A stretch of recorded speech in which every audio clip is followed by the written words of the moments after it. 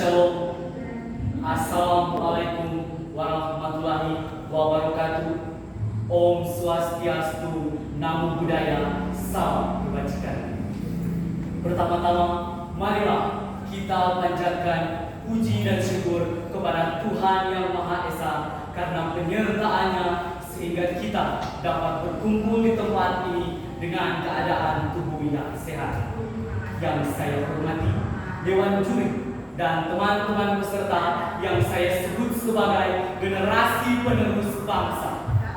Pada kesempatan yang berbahagia ini, perkenalkan saya Aditya Kariso, utusan dari SMA Negeri 1 Tondano, akan menyampaikan pidato dengan tema Bahasa Indonesia Warisan Luhur Bangsa.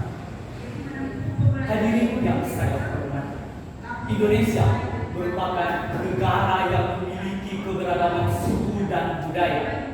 Keberagaman suku dan budaya yang ada di Indonesia menjadikan bangsa Indonesia memiliki keberagaman bahasa dan sastra.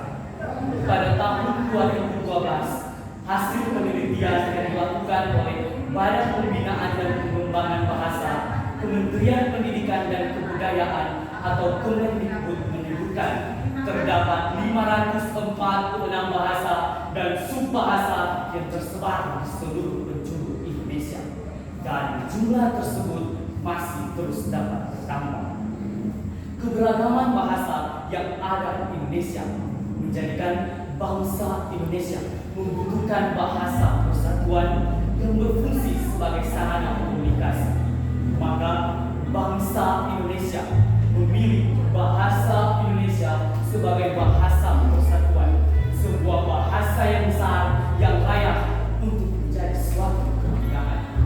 Hadirin yang diberkati Tuhan, mengapa kita harus bangga dengan bahasa Indonesia yang sekarang ini kita miliki? Ini dikarenakan kita dapat menyebutkan bahasa ini secara bebas, butuh perjuangan yang begitu besar, dalam dan berat. Sekarang ini kita memang hidup di negara yang sudah merdeka, sudah tidak ada lagi peperangan dalam melawan penjajah. Akan tetapi bukan berarti kita berhenti dalam perjuangan.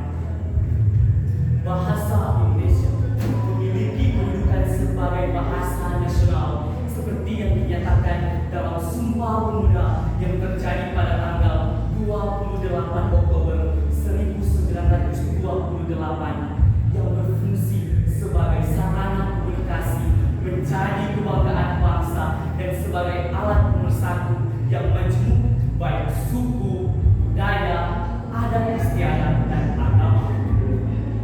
Ada sebuah proses panjang penggunaan bahasa Indonesia dijadikan sebagai bahasa nasional. Oleh karena itu, menjadi kewajiban bagi kita sebagai generasi penerus bangsa untuk menghargai peran dan kedudukan bahasa Indonesia. Mengapa saya mengatakan demikian? Apakah ada yang salah dengan bahasa yang kita gunakan dalam kehidupan kita sehari-hari? Mempelajari atau menggunakan bahasa asing merupakan suatu hal yang penting, mengingat tuntutan persaingan di era globalisasi saat ini. Akan tetapi manakala di hati kita terdapat suatu kebanggaan ketika kita menggunakan bahasa asing, dan di satu sisi menganggap bukan suatu kebanggaan ketika kita menggunakan bahasa